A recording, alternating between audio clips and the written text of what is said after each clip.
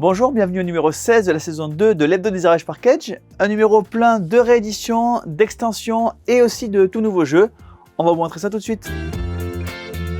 Et on démarre avec peut-être le jeu le plus original de la semaine, qui est une carte dont vous êtes le héros. Comment ça fonctionne? Eh bien, il y a une application gratuite évidemment à télécharger, avec donc cette histoire qui est une histoire de loup de sang, avec une espèce de bête un peu inspirée de la bête du Gévaudan. Le principe, c'est que vous allez décider où vous allez grâce à l'application. Simplement, vous commandez l'application à la voix, et l'application vous répond avec une ambiance sonore, avec une histoire, une aventure qui va se dérouler au fur et à mesure que vous parcourez la carte. Et la carte est interactive. Par exemple, vous entendez les cris d'un loup au loin, et que vous allez tuer le loup, et que vous revenez plus tard, vous n'entendez plus les cris, évidemment. Donc beaucoup d'ambiance pour cette espèce d'enquête à mener à plutôt un ou deux joueurs. La nuit du loup de sang, la carte dont vous êtes le héros.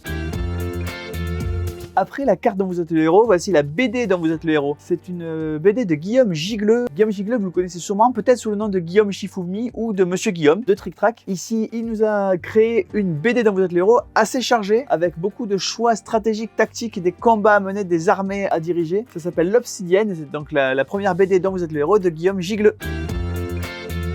Et on continue avec Cactus Town, un jeu qui vous plonge, comme son nom l'indique, dans la petite ville de Cactus Town, dans un univers western, avec 4 factions qui vont s'affronter dans cette ville. Vous allez pouvoir incarner soit des bandits, soit les shérifs, soit les danseuses de French Cancan, soit les chasseurs de primes. Donc voilà, chaque faction a ses propres pouvoirs, ses propres façons de jouer. Comme un bonheur n'arrive jamais seul, il y a 3 extensions qui arrivent en même temps pour ce jeu. Chacune ajoute une nouvelle faction, une nouvelle façon de jouer. Donc vous avez soit les cowboys qui vont essayer de collecter leurs vaches et les amener jusqu'à la gare, soit le Lone Ranger, donc le héros solitaire, soit encore The Lost Chief, l'Indien Dakota qui recherche son père, le chef indien. Dans tous les cas, vous allez devoir collecter des cartes dans différents lieux symboliques évidemment du Far West, que ce soit le saloon, la banque ou plein d'autres lieux de ce type. Et comme d'habitude, on va faire un PK Game Pack avec Cactus Town et les 3 extensions à prix promotionnel. Et on continue avec Monkey Clash. Monkey Clash, c'est un jeu de collecte. Vous allez jouer le rôle d'une tribu de singes qui va devoir récupérer les fruits avec une mécanique de reconnaissance, c'est-à-dire que vous allez devoir essayer d'identifier quelles sont les cartes qui sont bonnes pour vous. Jouer un singe d'une certaine valeur. Évidemment, la loi du plus fort s'applique, donc le plus gros singe remporte la carte. Si égalité, il va falloir taper le plus vite sur la carte qui vous intéresse. Il y a des cartes avec des pouvoirs, donc ils vont venir casser un peu cette dynamique. Donc un jeu à la fois de rapidité et de reconnaissance, Monkey Clash. Et on continue avec To Can Do It, un jeu du duo Kisling-Kramer, duo qui nous a apporté des jeux comme Azul, Siski Prend, Linko, mais aussi Tikal. Ici c'est un jeu extrêmement familial, vous allez devoir collecter des tuiles. Alors évidemment il y a des tuiles positives, mais il y a aussi des tuiles négatives, donc vous allez devoir évidemment collecter les bonnes et laisser les mauvaises à votre adversaire. Un jeu extrêmement familial avec plusieurs niveaux de jeu. Le premier niveau le plus basique est un jeu clairement de chance avec simplement des lancers de dés, mais si vous jouez aux versions plus avancées, il va commencer à y avoir des choix. Vous allez pouvoir avancer soit votre pion, soit des pions neutres, sachant que c'est toujours le dernier pion qui part qui ramène la tuile. Donc réservez vos meilleurs coups fourrés pour vos adversaires. C'est To Can Do It. Toujours dans les jeux familiaux, il y a Ave César. Ave César, c'est le jeu du livre, puisqu'il y a aussi le livre du jeu. Le principe du jeu, c'est que vous allez devoir vider votre main de toutes les salutations. Et évidemment, vous n'allez pas pouvoir toujours jouer la carte qu'il faut. Dans ce cas-là, vous allez devoir bluffer. Mais si vous êtes pris, il va falloir mimer la salutation qui est donnée sur votre carte. Il y a évidemment tout un tas de salutations différentes dans le jeu, que ce soit les salutations klingones, latines, grecques, françaises et toutes les autres. C'est Ave César.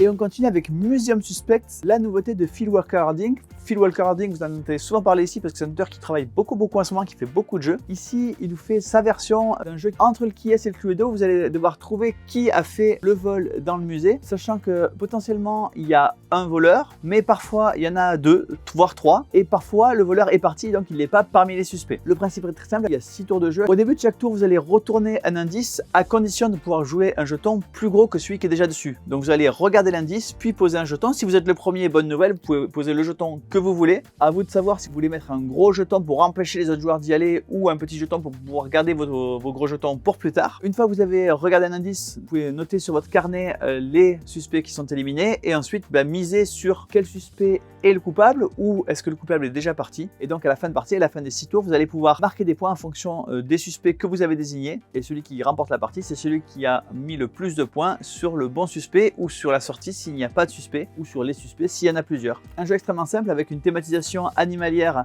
assez sympa, c'est Museum Suspects. On continue avec Au pire tu meurs. Le principe de Au pire tu meurs, c'est vous allez devoir tuer vos adversaires et être le dernier survivant. Comment vous allez faire ça? Vous allez jouer évidemment des crasses sur chacun de vos adversaires et une fois que vous pensez que leur espérance de vie qui avait été déterminée au départ est arrivée en dessous de 0, et bien vous allez pouvoir leur signaler qu'ils sont morts. Dans ces cas-là, vous allez pouvoir prendre leur pile de cartes, vérifier si oui ou non vous aviez raison. Si vous aviez raison, bien le joueur est éliminé. Si vous aviez tort, bien vous allez prendre une carte malus qui va venir vous-même réduire votre espérance de vie. Donc voilà un jeu de mémoire et de méchanceté. Au pire tu meurs.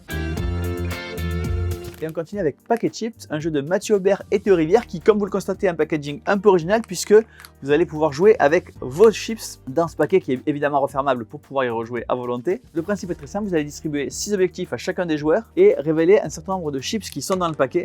Les objectifs marquent des points en fonction des chips qui sont révélés. Au fur et à mesure qu'on révèle des chips, vous allez devoir défausser des objectifs, 2 d'abord, puis ensuite 1, et ensuite vous allez devoir mettre 2 objectifs que vous marquerez en positif et un objectif que vous marquerez en négatif. Évidemment, vous allez chercher à mettre en négatif le moins de points possible et en positif le plus de points possible. Il y a un petit côté Texas Hold'em puisque vous allez révéler des cartes et puis révéler au fur et à mesure de nouvelles chips, donc vous avez une information qui se complète au fur et à mesure de la partie. Un jeu extrêmement simple, extrêmement prenant. On a toujours envie de faire une partie de plus, un peu comme on a toujours envie de manger une chips de plus. C'est Packet Chips.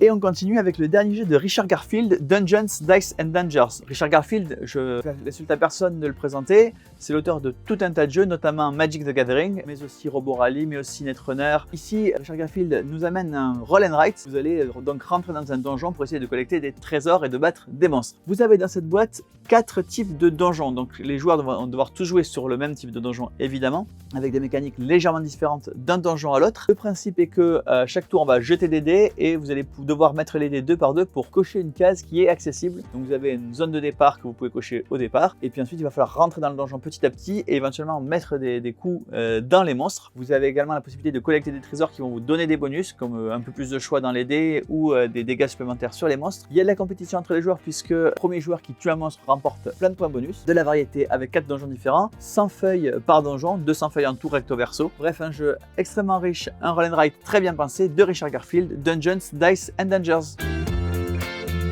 Et on continue avec un jeu d'ambiance à la croisée des chemins dystopie. Il s'est passé quelque chose, vous avez différents scénarios possibles, donc voilà, à vous de choisir. Et puis vous allez devoir être un vrai meneur de groupe puisque à chaque tour, on va vous poser une question et vous allez devoir répondre à comment vous allez permettre au groupe de faire face au danger ou de tirer meilleure partie des opportunités. Et à chaque tour, tous les joueurs vont voter pour le leader qui aura, selon eux, été le meilleur et à proposer les meilleures solutions aux questions posées. Donc vraiment, je vous ai amené à parler, à convaincre les autres dans un univers post-apocalyptique. C'est à la croisée des chemins dystopie.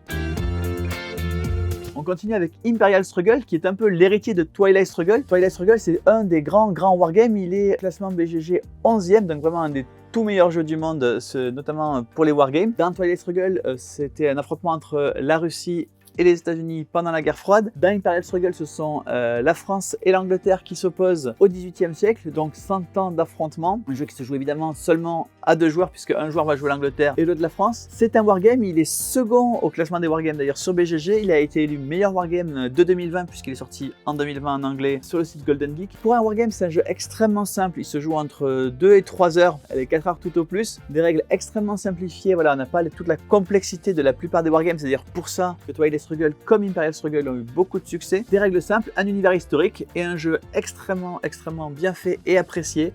C'est Imperial Struggle. Et on continue avec Sylve. Dans Sylve, le temps s'est retrouvé perturbé dans une forêt. L'été est mélangé avec l'hiver, la nuit est mélangée avec le jour, et vous êtes une espèce de mystique qui va devoir remettre un peu d'ordre dans tout ça. Dans une atmosphère assez proche d'un Miyazaki ou d'un studio Ghibli, avec voilà, une espèce de poésie, des illustrations et du jeu lui-même. Le jeu sur sa mécanique, un jeu de pose ouvrier avec des dés, c'est-à-dire que vous allez jeter les dés et poser les dés sur différents endroits pour faire les actions. 20 dés spéciaux faits exclusivement pour ce jeu. Et dans la première édition, vous avez en plus en cadeau quelques cartes supplémentaires bonus qui vont permettre d'agrémenter encore un peu plus vos parties de Sylve de Steve Torres. Et on continue avec Agartha. Dans Agartha, vous jouez le rôle de vikings qui vont devoir développer leur territoire. Et comment ça se passe? Vous allez enchérir sur les différentes ressources qui vont être disponibles. Donc tous les joueurs ont les mêmes jetons enchères. À vous de les mettre aux bons endroits pour récupérer un maximum de ressources dont vous avez besoin. Peut-être en essayant de soit vous récupérer les bonnes ressources dont vous avez besoin, soit en essayant d'anticiper ce dont les adversaires ont besoin et en jouant en contre-courant par rapport à eux. Un jeu de Nicolas Mellet et Jérôme Soleil, c'est Agartha. Et on continue avec Meurtre de sang-froid. Meurtre de sang-froid, c'est la deuxième boîte de cette gamme après les Flammes d'Adlerstein. La gamme est extrêmement simple, il y a une enquête à mener, il n'y a absolument aucune règle dans la boîte. Voilà, vous ouvrez la boîte et vous commencez à jouer. Tout le matériel dedans est exploitable absolument tout de suite, il n'y a pas d'effort à faire pour apprendre la règle, vous ouvrez et vous jouez. Ça se passe dans une station polaire où le directeur de la station a été assassiné et à vous de mener l'enquête et de déterminer qui est le coupable. Pas de destruction de matériel, c'est-à-dire qu'une fois que vous avez joué, évidemment vous connaissez l'enquête, vous ne pouvez pas rejouer, mais vous pouvez toujours le donner à quelqu'un qui va pouvoir refaire l'enquête de zéro. C'est Meurtre de sang-froid, la deuxième boîte de la collection des Flammes d'Adlerstein. Autre collection de jeux d'enquête, c'est Culinario Mortale. Ici, on arrive avec une nouvelle boîte menant sur le manoir Honcourt, dans lequel il y a une tentative d'empoisonnement sur le père de famille. Le père de famille a invité tous ses enfants pour une soirée dans son manoir. Il a été empoisonné et il va falloir retrouver qui a fait cette tentative d'empoisonnement. Le jeu se joue sur une soirée à la manière d'une murder party. Vous avez dans la boîte tout le matériel qu'il faut pour jouer, avec un accompagnement pour lancer chaque round. À chaque round, voilà, les joueurs récupèrent de nouvelles informations et ont des questions déjà toutes prêtes à poser à leurs partenaires et à leurs adversaires. À eux de déterminer qui est évidemment le coupable dans cette murder party Culinario Mortale. Et on continue avec Pitch Out. La deuxième boîte de Pitch Out est arrivée. C'est pas une extension puisque vous pouvez jouer simplement avec cette boîte sans avoir besoin de la première boîte. Le principe de Pitch Out, c'est un jeu de pichenette où vous allez devoir contrôler le terrain. La nouvelle boîte contient deux nouvelles tribus qui ont des pouvoirs différents évidemment de la première boîte. Vous pouvez évidemment combiner cette deuxième boîte avec la première boîte pour jouer à 1, 2, 3 ou 4 ou de faire affronter les factions entre elles. Et comme d'habitude, on va faire un PK Game Pack avec le Pitch Out, la boîte 2 et Pitch Out, la boîte 1 à tarif promotionnel. Et on continue avec une extension pour Pandoria Trolls and Trails. Cette extension, c'est simplement un plateau double face qui va vous permettre de jouer avec ou plutôt contre des trolls. Sur l'autre face, vous allez avoir un mode solo, donc deux nouvelles façons de jouer, soit à plusieurs avec le nouveau plateau, soit avec le mode solo. C'est Pandoria Trolls and Trails.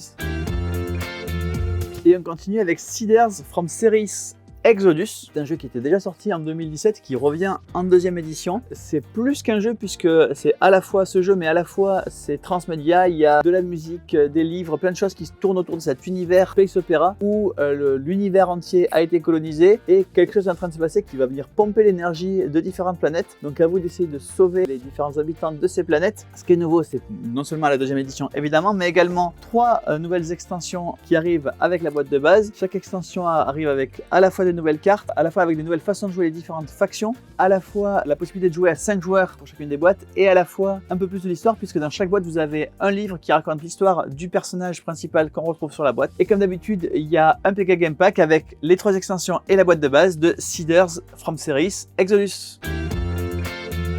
Et bien voilà, le numéro 16 de la saison 2 de l'Hebdo Démarrage Parkage est terminé. Je profite de cette conclusion pour vous signaler qu'on a créé un nouveau type de produit chez Parkage avec des packs surprises, des jeux de notre choix, des jeux récents ou moins récents, mais en tout cas de qualité, qu'on vous envoie à un prix vraiment tout doux. N'hésitez pas à aller chercher les PK Game Pack surprises sur le site Parkage. Et moi je vous dis à la semaine prochaine.